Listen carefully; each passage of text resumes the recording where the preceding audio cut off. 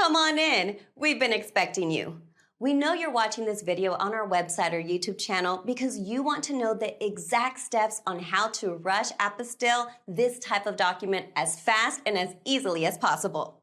So buckle up, and here we go. Hi, if you're watching this video right now, it's probably because you're needing to understand where and how you can rush apostille a single status affidavit letter or document, which is considered a non-recordable document by the Texas Secretary of State. What will it cost? What is the current turnaround and processing times? And what are the exact steps you need to follow to place a Texas apostille order with us? First, all documents classified by the Texas Secretary of State as non-recordable documents, like a single status affidavit letter, cannot be emailed or faxed to us by you to apostille. But there is one exception to this that we'll go over in a minute. You must either mail us or drop off to us the original wet ink signed single status affidavit letter. It cannot be a photocopy at our main Austin, Texas office. Second, all non-recordable documents must be properly wet ink notarized by a Texas notary public. You cannot use a notary from any other state or any other country. You must use a Texas notary. Then you, a lawyer or a Texas notary, must include or attach on your non-recordable document either this Texas notary jurat or acknowledgement text as shown here. So if you're looking at getting a single status affidavit letter, is because you're trying to marry someone in another country. It's called many different things by many different countries. So as we say here, any single status affidavit letter you may have for a foreign country, we can do. And these are some of the examples of what people call it. Like around the world, the entity that you're dealing with in another country, the government agency in another foreign country, they might not call it a single status affidavit. They might call it a certificate of no record of marriage, certificate of freedom to marry, an affidavit of marriageability, certificate of singleness, an affidavit of marital status, a certificate of impediment, statement of freedom to marry, affidavit of bachelorhood. All these different words for it, it's the same thing. It's just you, as you are going to make an official legal statement, which is the affidavit, stating you are single, divorced, widowed, when were you married, what's your birth date, passport number, this kind of information. And then you're going to give that along with some other stuff, probably a birth certificate apostilled to another country that will allow you to marry one of their citizens in their country. So that's what you're trying to get done. That's the only reason you'd have a single status affidavit. So what you're going to have to do is you can do very simply is right here. You can copy and paste our template. And that's all of this. So this is the Texas Notary Jurat. So you have to make sure that's on there. But all of this text right here, starting up here, and then all of this, can't get it all. It won't let me highlight it all. But all of this is right here. All you got to do is click on this PDF, and that will give you the exact template that you got to fill out and sign in front of a notary. Very simple. And we dumbed it down for the notary and everybody else. So it says here, print the affiant's full legal name. That's your name. Very important. You have to print your name exactly the way it is on your passport. So your full, whatever it is on your passport, that is what you put down right here in this blank right here. This is where you print your name. Okay. And then you're going to put the date, whatever date you're going to be doing this. Okay. Your address, when you were born, city, state, and country. I'm a citizen of, if you're a citizen of the United States, then you just put, United States of America, United States, USA, whatever. Your passport number, you put right there. And then you pick, I'm currently single, I've never been married, or I was divorced, widowed on. So if you were divorced or widowed, you'd put the date in here. Okay. If you've never been remarried since that date, if you're currently single, then you don't do anything. And then you're going to sign your name right there. Make sure you sign it the way it is printed. Because another country might say, well, on your passport, it says John James Doe, right? It's your full legal name. But you signed it James or John Doe, no James. A foreign country might reject this affidavit, even if it's apostilled, because you didn't sign your name the way, even if you don't sign your name normal like that, like I don't sign my middle name ever, but when it comes to this kind of stuff, you're going to want to sign your name the way you print, how it is on your passport, just in case. Or if your passport has your signature on it, which it should, if you sign your name it's not legible, because most people's signatures nowadays aren't legible. Just make sure you sign exactly what it is on your passport, because what they're going to do is match up. Okay, they're going to look at your photo, they're going to look at your passport, and they're going to say, okay, here's his full legal name. Is your full legal name on this document? Yes. Okay. Is the signature match what he has on file, which is your driver's license or passport? Okay. It looks just like this, pretty close to your passport signature. Then that's okay. So that way, as long as you have your signature and your printed name on your passport has to match up on here, because we've seen foreign countries that will reject it if you don't do that. Then wherever you're getting this notarized at, or wherever the notary is at, they're going to put the county of, so if you're getting this done, let's say in Austin or Dallas or Houston or San Antonio, El Paso or Fort Worth, you're going to put the county of that city wherever you're in. The notary is going to put the date here. And then this is very important because they screw this up all the time, which is going to cost you money because you're going to have to pay us a second time to redo this. Okay, right here, it says print affiant signer's name. You are the affiant. Okay, you are the affidavit signer. So they must print your name here, and it has to be exactly the way it's on your passport. So where it says right here in the notary jurat, the by has to match up with right here, what you print here. And notaries mess this up all the time.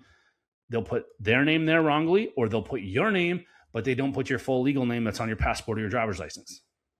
So just make sure they do that, and then the notary will sign right here. And again, just click right here, and that you can download that entire template, and then you just print it off and go get it done. Very simple. You can also use a Texas e-notary, which is also called an online notary, virtual notary, or remote notary to notarize your document via Zoom or web conferencing if you do not currently reside in Texas or the US. In this scenario, you can use our Contact Us page to upload and send us your electronically signed and notarized document, so you never have to mail or drop off anything to us. So to get to our contact page from this page, there's 3 different ways. You can click right here on her, or you can click right here, or you can click right here. On our Texas Apostille order form page that you can access by clicking on the order form button at the very bottom of this page, you'll need to complete the online Texas Apostille order form, then print it out, and then drop it off or mail it to us along with a prepaid return FedEx or UPS shipping label, so we can mail all your documents back to you or to whomever in the world you want. And again, if you use the electronic notarization route, then you don't ever have to mail us anything or drop off anything. And then you'll have to upload 3 different documents on our Contact Us page. One is, of course, the e-notarization document that you have. 2 is a PDF of your FedEx or UPS shipping label. And 3 is a PDF of our order form page. So when you go to our order form page, instead of when you fill it all out and you're ready to go, instead of hitting the print button on your computer to print it out on your printer to get a hard copy of it, you'll just go to your printer settings, and it'll be a drop down on there that says save as PDF.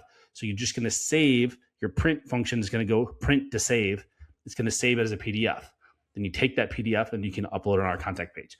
And this way, you can do this from anywhere in the world.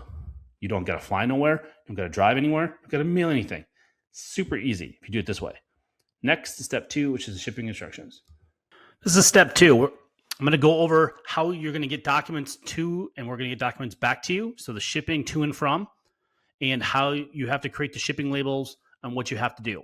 So depending if you're getting a state, federal, or embassy level documents apostilled, or all 3. If you're going for example, a non-Hague country, you have to go through the legal, that's called the document legalization or attestation process. And if it's a state level document, like say a birth certificate for, let's say, Vietnam or Thailand, you'd have to get it done at the state level of Texas, then the U.S. Department of State, and then the embassy of that country. And that's the 3rd step. So I'm going to go over all that on how you have to do the shipping. So to get your documents to us, there's going to be typically only 2 ways. One, which is the easiest way and what we recommend to 99% of people, and that's you're going to overnight or mail your documents to our Austin address, which is on our order form page and on our shipping instructions. Or if you live in the Austin area, you can drop off your documents to us. Again, it does not speed up the process, which we go over in step 3. It does not speed up the process at all, mailing it or dropping off. It's not a walk-in service. You can't walk into our office and come out with it and getting an apostille.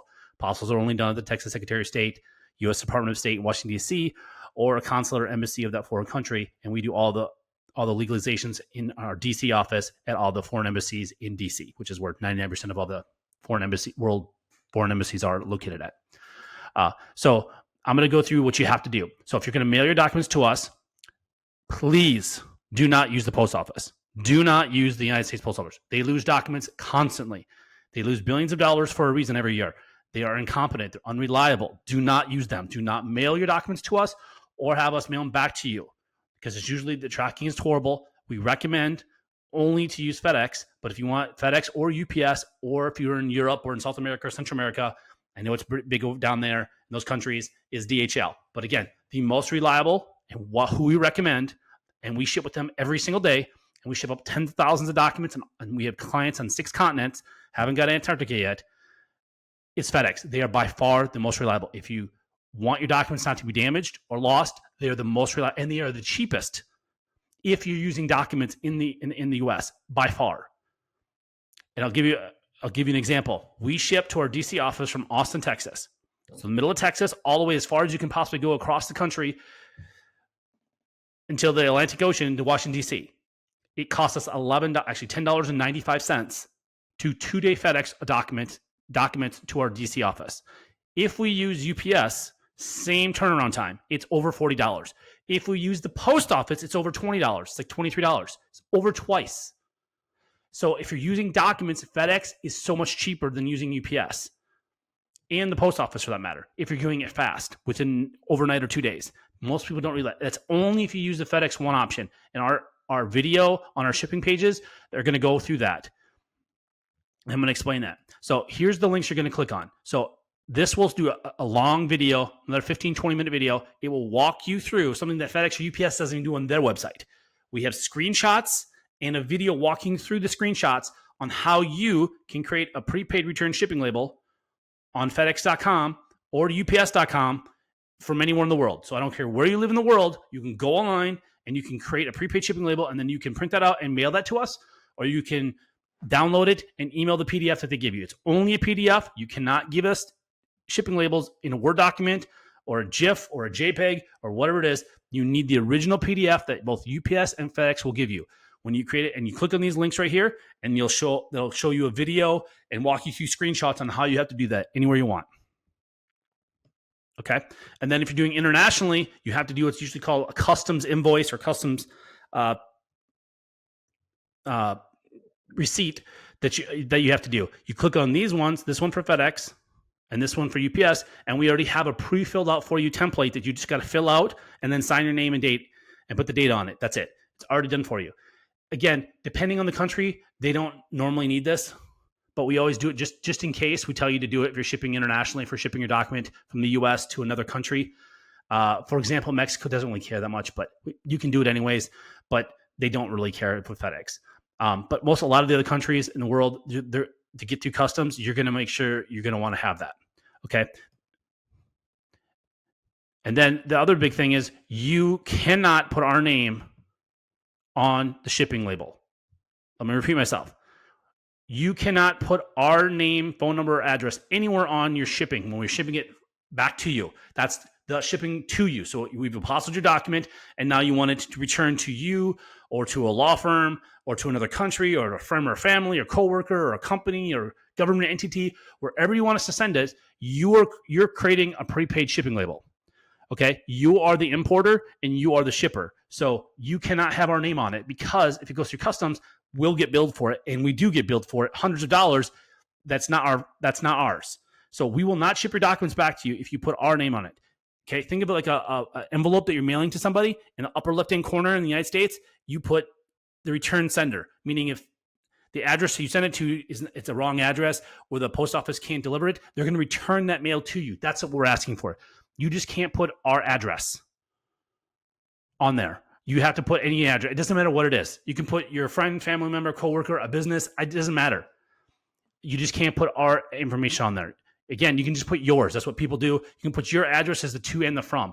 So, for example, you're shipping it. You want it shipped back to Europe, let's say.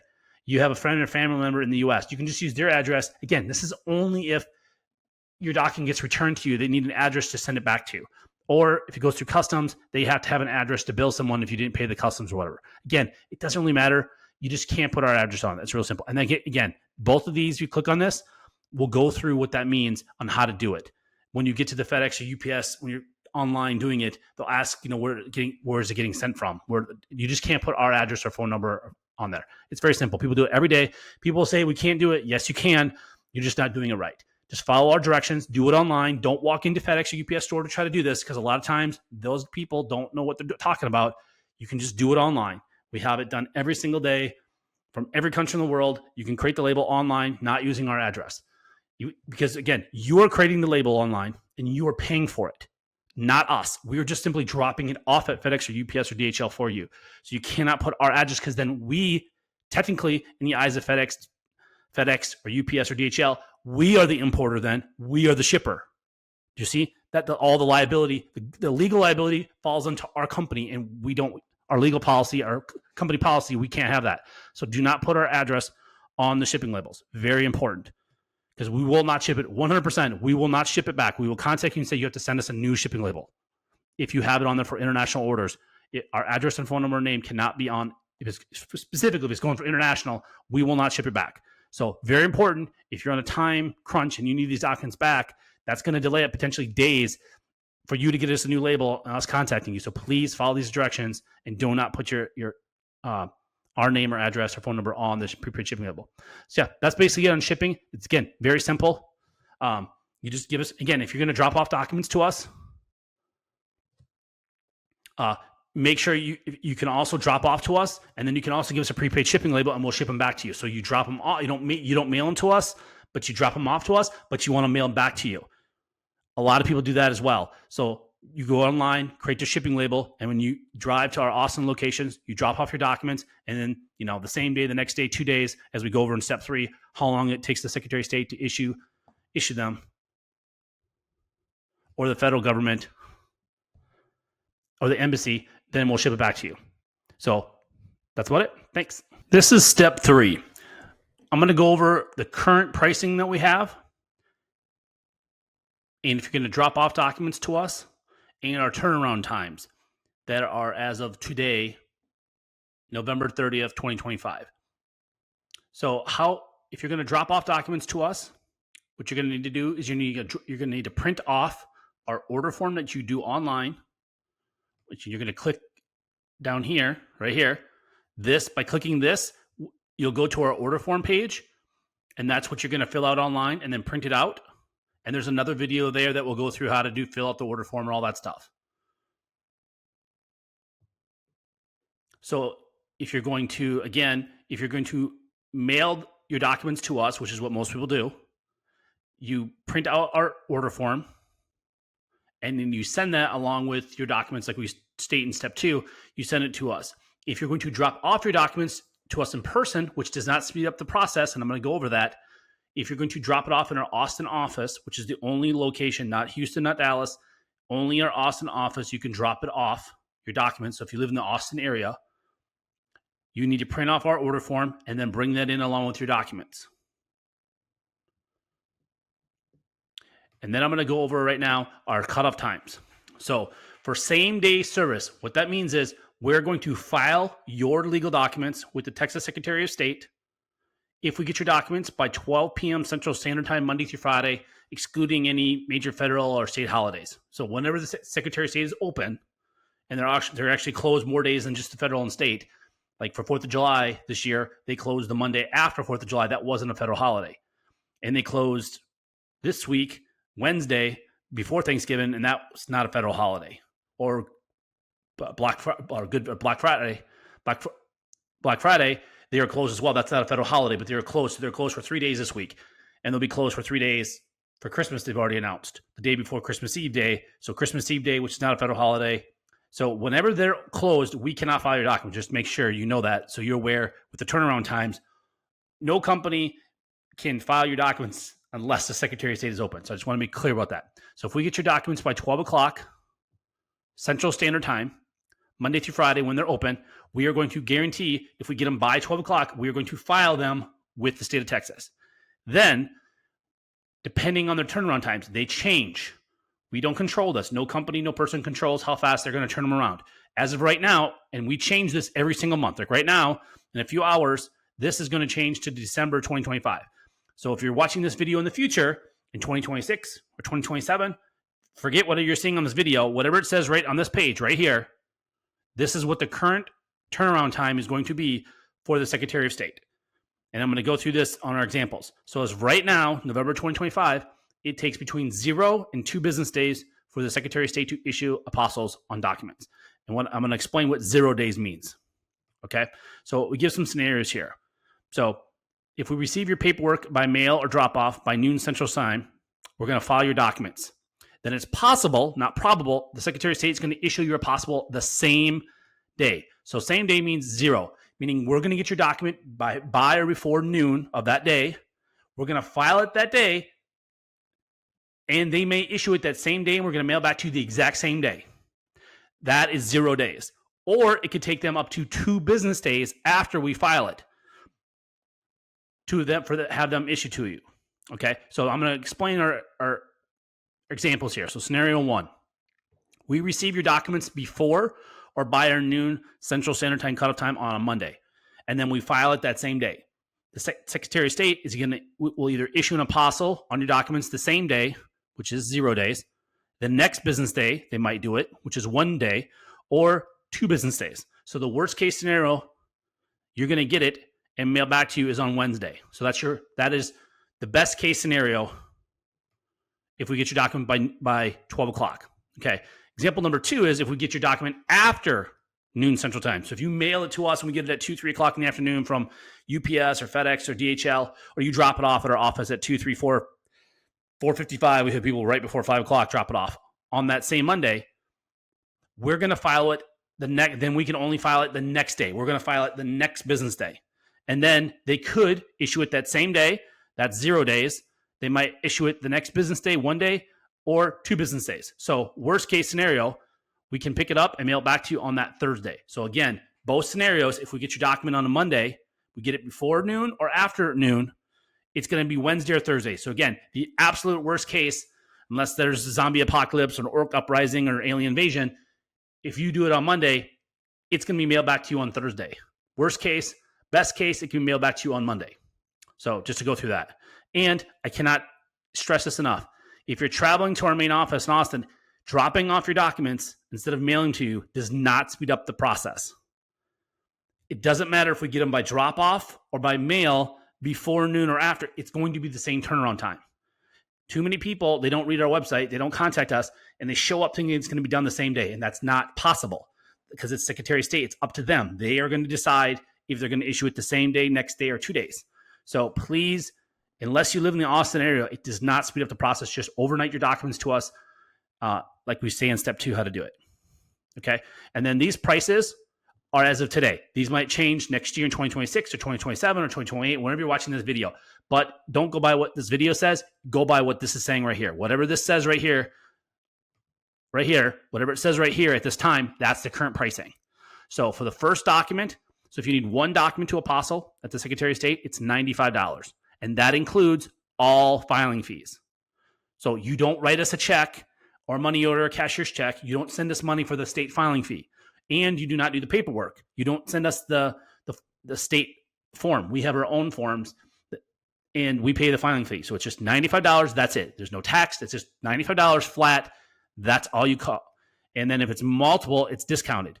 And this is just an easy little chart for you. If it's 1 document, it's $95. If it's 2 documents, you need apostilled, and this is at the same time, it's $170, 3, $245, so and so and so and so. So that's just the current pricing all the way. We just have it. And again, any additional documents are $75 each. And then when you're ready to order, you just click this button, and that's going to take you to our order form page for Texas Apostles. And again, this is only for Texas. This isn't for federal pricing or corporate pricing, Texas corporate pricing for corporate documents to apostille or embassy fees. This is specifically only for Texas Secretary of State and Texas documents. So documents that are notarized by Texas Notary or documents that were issued from a Texas entity, city, state, county, or state government, like a Texas birth certificate, death certificate, marriage license, divorce decree, criminal records, checks, driver's license, power attorneys, stuff like that. So that's step 3. Thanks.